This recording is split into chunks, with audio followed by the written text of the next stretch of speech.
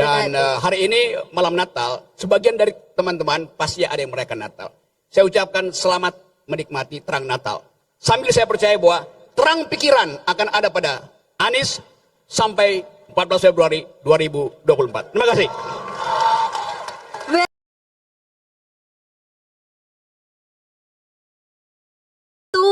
Kami persilahkan kepada Bung Rocky Gerung untuk memberikan reviewnya. Oke, ada istilah diucapkan oleh Anies Baswedan, veil of ignorance. Ada yang tahu nggak istilah itu? Anda aja mahasiswa asing dengan istilah itu, apalagi politisi itu. Hanya dosen yang mampu mengucapkan istilah dan mampu mempertanggungjawabkan pengetahuan dia tentang istilah itu. Yang belajar filosofi, legal, politics, itu istilah datang dari John Rawls. Di dalam bukunya A Theory of Justice. Ada di halaman 213.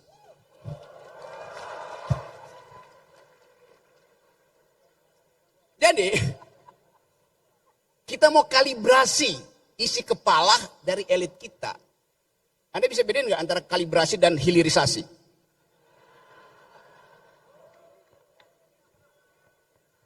Kalibrasi artinya mencari ukuran yang tepat.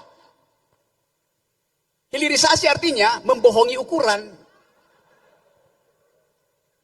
Kan kalau misalnya seorang calon presiden, calon wakil presiden bicara tentang hilirisasi itu. Dan kita hitung hulunya apa? Kalau kita mau naikkan tax ratio, mau naikkan pertumbuhan ekonomi, hulunya apa? Inputnya apa itu? Yang bisa disebut incremental capital output ratio. Hari ini, malam nanti, akan ada 9,5 juta manusia Indonesia tidur dengan perut kosong. Adanya di hulu mereka. Per hari ini, stunting itu ada 24%, 25%. Rasionya. Artinya, 1 dari 4 bayi yang lahir akan kekurangan nutrisi otak. Artinya otaknya tidak akan berkembang.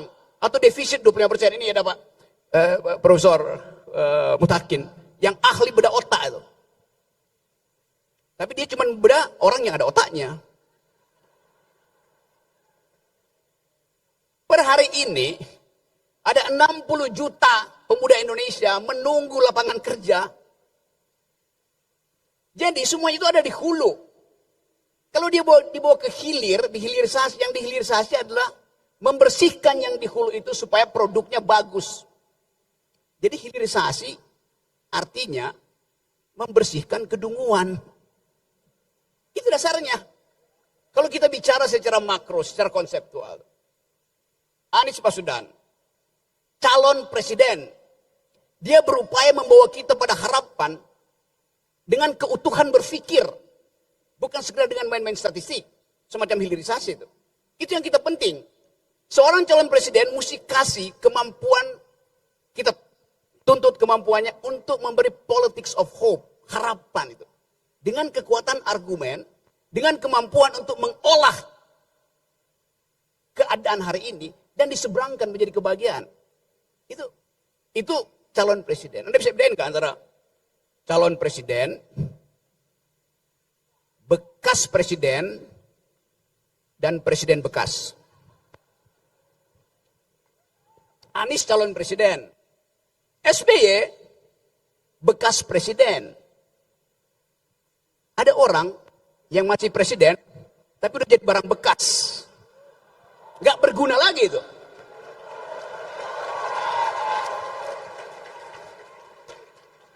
Saya balik pada soal kita. Yang kita perlukan bukan forum debat yang dibangun oleh KPU. Di mana moderatornya cuma jadi timekeeper. Habis waktu. Dia nggak bisa interupsi kesalahan berpikir dari seorang kandidat di situ. Atau panelis cuma bagian ngambil-ngambil dari fishbowl. Apa? Ini baru debat.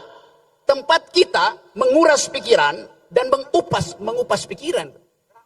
Karena pikiran hanya disebut pikiran kalau mau dikupas. Dan pikiran yang tidak dikupas, dia harus datang dari isi kepala seseorang. Bukan dari bisikan earphone.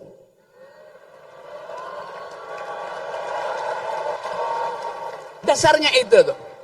Jadi teman-teman, saya percaya bahwa kalian akan mampu mengupas isi pikiran Cak Imin dan Cak Anies. Dua-duanya cak-cak. Jadi sekali lagi, saya singkatkan itu, karena hanya itu intinya. Saya udah 3 kali ketemu Anies, udah hat-trick sebetulnya. Dan heran, saya diundang terus di forumnya Anies. Di forum lain saya nggak diundang. Padahal saya masih menganggap 2 kandidat itu juga punya pikiran. Tapi kalau nggak bisa dikupas, itu bukan pikiran. Pikiran hanya disebut pikiran kalau bisa dikupas. Pikiran hanya disebut pikiran kalau ada yang membantah pikiranmu. Itu namanya berpikir tuh. Jadi teman-teman semua, percayakanlah bahwa Indonesia harus dihidupkan dengan diskurs pikiran. Dengan alat analisa yang ada di kampus-kampus, itu metodologi. Nah, kita ingin perdebatan itu metodologis. Bukan sekedar ideologis, metodologis. Supaya ada hal yang kita kuras. Nah, saya perpendek ini, saya ucapkan dengan cara saksama dalam tempo singkat-singkatnya, karena saya mesti pergi. Saya masih ada acara, tapi saya pastikan bahwa saya ingin, saudara-saudara, memilih seseorang yang pikirannya tebal, bukannya amplopnya tebal. Hanya itu poinnya. Jadi, saya pamit pada Anies, Cak Imin, moderator, namanya siapa? Agak keras. Saya nggak bisa baca, sebutin. Ada mic kamu? Sofi. Sofi, oke. Oh, Sofi. Ya, Sofi, artinya bijak gitu. Dan profesor saya yang ahli bedah otak. Jadi manfaatkan forum ini, ucapkan kejengkelan saudara pada mereka berdua. Jangan puji-puji itu. Kritik mereka berdua. Supaya kita pastikan bahwa calon presiden Anda tiba di 2024 karena dikalibrasi oleh pikiran, dikalibrasi oleh universitas. Itu poin saya. Assalamualaikum warahmatullahi wabarakatuh. Waalaikumsalam warahmatullahi wabarakatuh. Dan hari ini malam Natal, sebagian dari teman-teman pasti ada yang merayakan Natal. Saya ucapkan selamat menikmati terang Natal.